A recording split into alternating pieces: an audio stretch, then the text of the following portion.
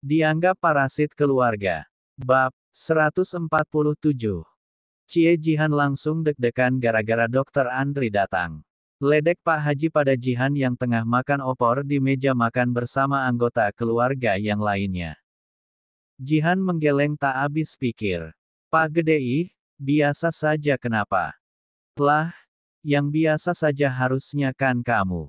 Itu kenapa sampai nangis gitu? Balas Pak Haji sampai melongok wajah Jihan. Janda yang sudah ia anggap sebagai anak sendiri itu memang sampai menangis. Ini kepedasan Pak Gede. Gara-gara kasih sambalnya kebanyakan. Sebal Jihan masih kebanyakan. Dokter Andri mengambil segelas teh hangat manis, kemudian memberikannya kepada Jihan. Cie, cie, fuiwit. Pak Haji heboh, padahal yang digoda biasa saja. Minumnya jangan air es terus karena bukannya reda, minum air es malah bikin efek pedasnya makin bertambah. Ucap Dokter Andri. Terus kalau memang itu terlalu pedas, jangan dilanjutkan takutnya malah bikin lambung kamu enggak kuat. Jihan mengangguk-angguk sanggup. Masih santai saja karena Jihan tahu, Dokter Andri tipikal orang baik yang akan selalu baik pada siapapun, termasuk itu kepada Jihan. Ledekan yang Pak Haji lakukan, sama sekali tidak mempan. Mereka makan di meja yang sama. Meja bundar berbahan kaca tebal dan ditemani langsung oleh kedua istri Pak Haji. Gini loh, dok. Saya lihat, dokter kan sampai buka praktik di kontrakan. Gimana kalau saya bikin klinik, terus Dokter Andri yang urus? Ucap Pak Haji. Mendengar itu, jantung Dokter Andri seolah lepas dari posisi semestinya. Bahagia, Dokter Andri sungguh merasakannya. Enggak usah ditanya, Pak Gede. Sudah langsung dibuatin klinik saja Dokter Andrinya. Pasti dijamin maju kliniknya. Nanti kalau enggak maju, aku bantuin majuin dengan cara tak gendong kliniknya. Ucap Jihan yang kemudian langsung tertawa. Dokter Andri hanya tersipu sambil menyantap opor ayam masakan Ibu Fatimah yang memang lezat. Jadi, walau tidak bisa memakan masakan Ibu Muji di Lebaran kali ini, Dokter Andri dan sang papa tetap bisa menyantap masakan lezat sebagai bagian hari kemenangan mereka. Hari kemenangan setelah 1 bulan penuh, mereka menjalani ibadah di bulan Ramadan. Kalau begitu, oke, iya. Ucap Pak Haji memastikan dan benar-benar semringah. Dokter Andri langsung mengangguk-angguk sanggup kemudian tak hentinya mengucapkan terima kasih. Sama-sama, dok. Biar kita sama-sama maju, iya. Ucap Pak Haji sangat ceria. Ayo, dihabiskan. Tapi wadah dan gerabahnya jangan. Takut cacingnya pada sakratul maut enggak bisa giling gara-gara terlalu keras. Lagi, ia tertawa. Jihan yang sudah lemas karena sibuk tertawa, sengaja mengeluarkan ponselnya. Ia memeriksa aplikasi WA-nya, hingga ia memergoki status WA Sofia. Lihat, Pak Gede. Heboh Jihan memamerkan ponselnya yang dihiasi status WA Sofia dan berisi foto lebaran Sofia sekeluarga lengkap dengan rombongan dari Jakarta. Arhe, Pak Haji langsung histeris, tak sanggup melihat layar ponsel Jihan. Akan tetapi, tetap saja pria itu curi-curi kesempatan untuk melirik layar ponsel Jihan. Itu si Widi, kan? Kenapa jadi secantik itu? Pak Haji jadi uring-uringan. Kenapa janda idamanku makin menggoda di setiap mereka dinikahi laki-laki lain? Pak Gede memang pekok. Ucap Jihan yang kemudian ngakak sambil membawa mangkuk opornya pergi dari sana. Widi benar-benar sudah bahagia. Syukurlah. Memang seperti ini yang aku inginkan. Enggak kebayang kalau aku memaksanya bersamaku. Yang ada pasti hidupnya sengsara, apalagi mamah yang otomatis enggak tinggal diam. Batin Dokter Andri. Disusulin saja, enggak usah bingung. Biar sekalian halal bihalal. Tegur Ibu Fatimah yang sesekali menyuapi Sepri dan kali ini ia biarkan duduk sendiri di sebelahnya. Hah, kamu minta dihalalkan, Fat. Ayolah langsung ke kuah bareng calon pengantin lain yang sudah pada antre. Ucap Pak Haji mendadak bersemangat menatap wanita bercadar hitam di hadapannya. Ibu Fatimah langsung geleng-geleng. Ia sudah terbiasa mendapatkan rayuan gombal Pak Haji. Jadi rayuan yang kali ini sengaja ia anggap sebagai angin lalu. Han, mau ikut lebaran ke rumah Kalandra enggak? Nanti kita kesananya rame-rame naik mobil, tapi kamu duduk di atap biar aman enggak bikin yang lain kesempitan. Lanjut Pak Haji sengaja berteriak lantaran Jihan tengah meracik opor baru, di meja prasmanan yang ada di sebelah. Tapi sebelum ditaruh di atas mobil, dikasih garam dulu ya, Pal gede. Garamnya pakai yang krosok, biar jadi asinan manusia. Ucap Jihan santai-santai saja. Kayaknya kalau kamu jadi gesek ikan asin, rasanya enak banget ya, Han. Daripada dijadikan istri. Hahaha. Balas Pak Haji tak lagi galau. Meski setiap ia kembali teringat foto Widi dan Sekretaris Lim yang memang sangat romantis, ia kembali menjadi galau parah. Pada akhirnya, mereka sungguh mengunjungi kediaman orang tua Kalandra. Pak Haji sampai memboyong kedua istrinya.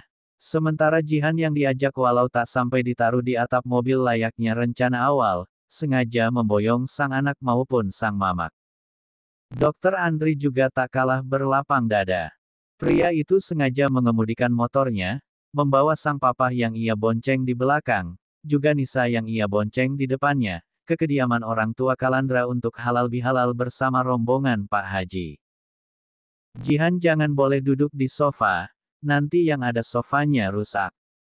Heboh Pak Haji ketika rombongannya baru saja masuk ruang tamu dan di sana, Sofia sudah langsung mempersilakan semuanya untuk duduk. Iya, Pak Gede, aku sadar diri, kok. Ini saja mau langsung duduk di lantai, biar lebih adem dan enggak meru asteris sak sofa orang juga, ucap Jihan benar-benar pasrah. Semuanya kompak tertawa termasuk Sofia yang langsung berdalih, untung jahitannya sudah kering. Karena andai belum, bisa sangat berbahaya. Terlebih kali ini para pelawak hadir dalam formasi lengkap.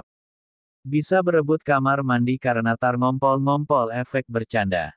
Kumpulnya jangan di sini. Ke dalam saja biar gabung sama yang lain, sergah Sofia yang memang ditemani Kalandra. Oh iya, Mbak Widi, sudah datang dari tadi, iya. Tanya Jihan tetap melenggang bebas lantaran sang putra masih diemban Ibu Fatimah. Namun baru saja, ia menuntun Nisa karena kasihan. Iya, Jihan kasihan kepada Nisa lantaran apa-apa hanya bersama Dr. Andri atau Pak Erdi yang statusnya seorang mantri. Belum kalau Dr. Andri dan Pak Erdi sedang kerja malam dan itu di puskesmas yang jaraknya jauh dari kontrakan, Nisa harus di rumah sendiri. Walau akhir-akhir ini, bocah itu mulai mau menginap di kontrakan Jihan maupun rumah Pak Haji. Malahan, Nisa jadi kerap membantu mengasuh Sepri. Sudah dari pagi dan sekarang lagi istirahat di kamar.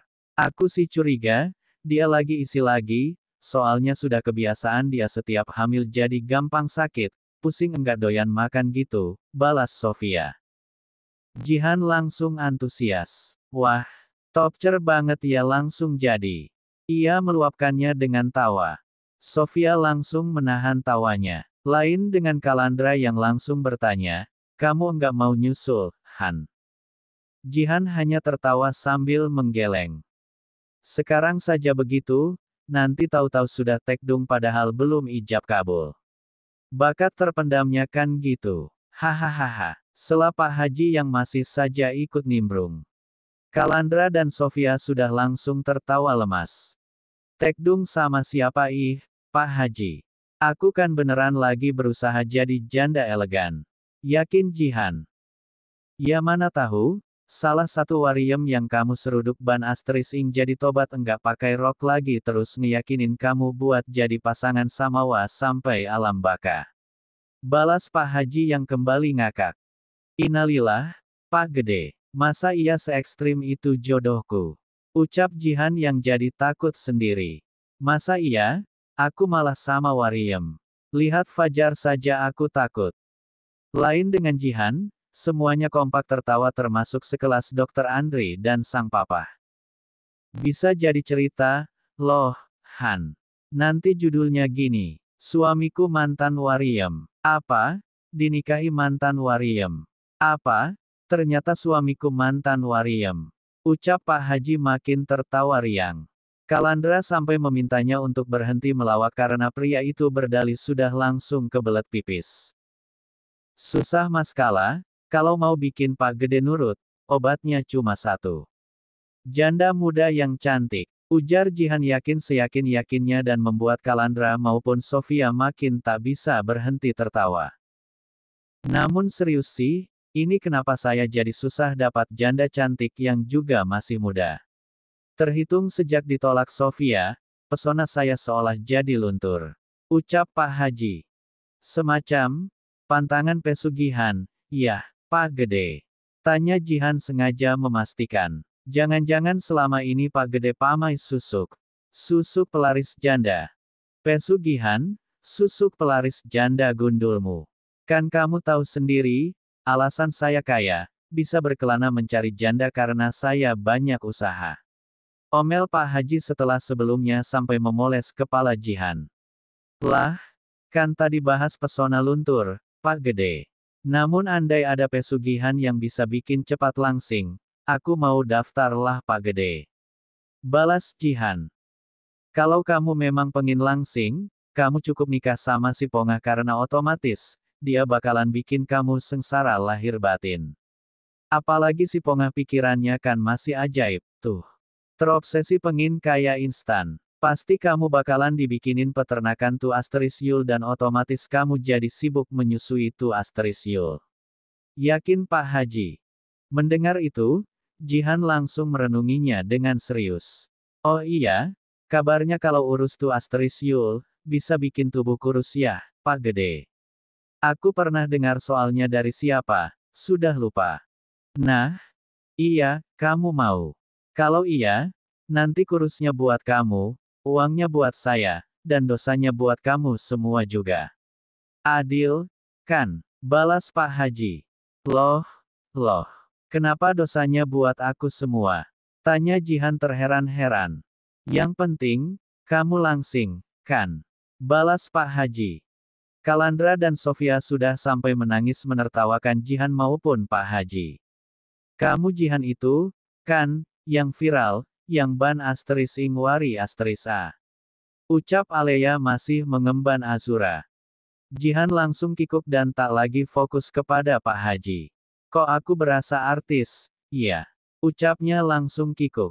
Aku lihat videonya loh. Ucap Alea bersemangat sembari menghampiri kebersamaan. Ia sampai mengajak sang suami yang walau sedang hari raya, tetap saja sibuk dengan ponsel mengurus pekerjaan. Tuan Maheza langsung meletakkan ponselnya di meja, kemudian mengemban Cinta yang memang sibuk menempel kepadanya. Ia langsung menjadi bagian dari kebersamaan, apalagi sang istri sudah ikut heboh di sana. Ini enggak lebaran salam-salaman dulu. Tanya Sofia karena merek sudah sibuk mengobrol tanpa basa-basi apalagi halal bihalal terlebih dahulu. Lebarannya nanti saja sekalian pas mau pulang karena kumpul-kumpul begini pasti hasilnya ngakak sama dosa, Mbak. Balas Ibu Kalsum yang baru saja membawa 2 termos es sekaligus. Sofia yang sudah kewalahan mengontrol tawanya, sengaja pamit dan berdalih akan menyiapkan es campur di dapur. Han, jangan langsung duduk di lantai, kamu. Itu bantu Sofia bikin es. Kamu kan duta es gepluk. Bikin es gepluk yang banyak. Panas-panas gini kan paling enak makan es gepluk. Tegur Pak Haji setengah mengusir. Jihan yang sungguh sudah langsung duduk di lantai marmer sambil memangku Nisa, walau yang lain duduk di sofa, langsung kebingungan. Es gepluk apa es campur, Pak Gede? Tadi bilangnya Mbak Sofia mau bikin es campur. Balas Jihan memastikan. Es campur yang versi es gepluk kan lebih enak. Dibanyakin esnya gitu. Yakin Pak Haji dan semuanya setuju. Ya sudah. Nisa mau ikut tante bikin es. Enggak. Tawar Jihan sembari menatap Nisa yang masih bertahan di pangkuannya.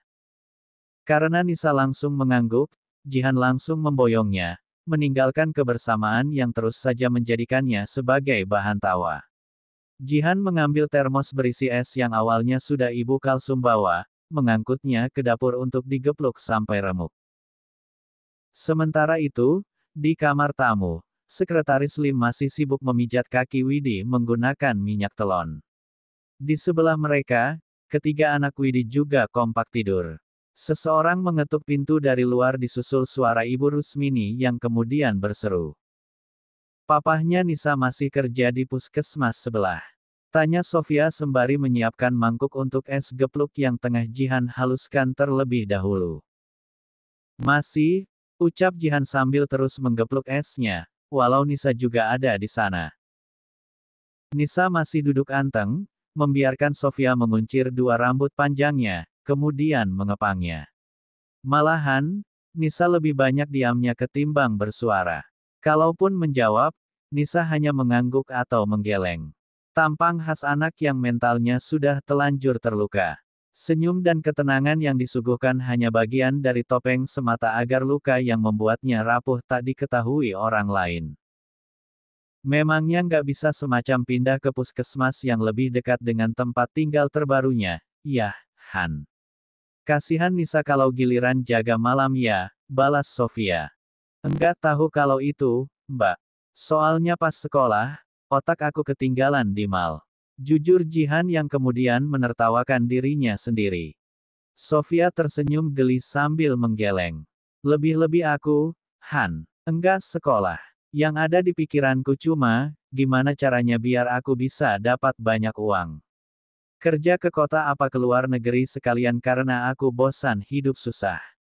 Balas Sofia menjadi terharu jika mengingat perjalanan hidupnya. Itu sudah jelas pikirannya orang waras, Mbak. Lah, aku kan, warasnya baru-baru ini saja. Sebelumnya, aku ya oleng. Lagi, Jihan menertawakan dirinya sendiri karena ia tak mau menghabiskan waktunya dengan hal-hal yang hanya membuatnya sedih. Kemudian, Jihan sengaja berdeham. Aku ketawa terus, bukan berarti aku enggak mikir ya, Mbak. Aku begini karena aku enggak mau sedih-sedih. Sedih-sedih hanya bikin imun turun, Mbak. Nanti kalau aku imun aku turun dan aku malah sakit, siapa yang kerja dan kasih makan anak sama mamaku? Bapakku, mana mau dia karena buat berobat rutin dia saja, dia sudah habis-habisan. Mendengar itu, Sofia yang sampai berhenti mengepang Nisa, berkata, memangnya, kamu enggak mau nikah lagi, Han? Di hadapannya, Jihan yang baru saja menuangkan satu kantong es batu yang sudah halus ke termos es, menggeleng. Melihat Jihan yang mendadak melau, Sofia jadi ikut sedih. Kenapa? Nikah lagi saja kalau memang ada yang baik. Kamu masih muda, kamu yang sekarang juga pekerja keras. Usaha kamu juga makin maju. Sofia berusaha meyakinkan. Seperti yang ia duga, di balik keceriaan Jihan, ada duka yang susah payah Jihan sembunyikan.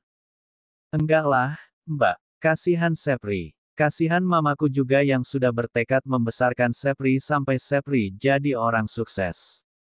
Takutnya kalau aku sampai nikah terus punya anak lagi, Sepri makin minder. Kenapa dia beda sama saudaranya apalagi yang lain, ucap Jihan jujur. Baru kali ini dan itu kepada Sofia, ia melakukannya. Karena biasanya, ia sengaja hahaha demi menyembunyikan kerapuhannya. Karena jujur saja, Jihan terlalu bingung jika nanti Sepri besar dan bertanya, kenapa bocah itu berbeda. Sembari buru-buru menyelesaikan kepangannya, Sofia bertanya serius. Pas kamu hamil, sebelum USG 1000 dimensi pas aku masih jualan di kantin, itu sebenarnya kamu pernah periksa, dan dokter sampai kasih arahan apa-apa, atau sudah ketahuan dari sebelumnya? Enggak. Sofia bingung mengenai cara bertanyanya, tapi intinya masih sama. Karena jika alasan Sepri tak memiliki kaki kanan diprediksi efek kelainan tumbuh kembang, harusnya sebelumnya sudah ada prediksi juga dari dokternya. Bagi Sofia tak mungkin juga, saat USG terjadi dan membuat Sepri diprediksi mengalami kelainan, menjadi pemeriksaan pertama di kehamilan Jihan.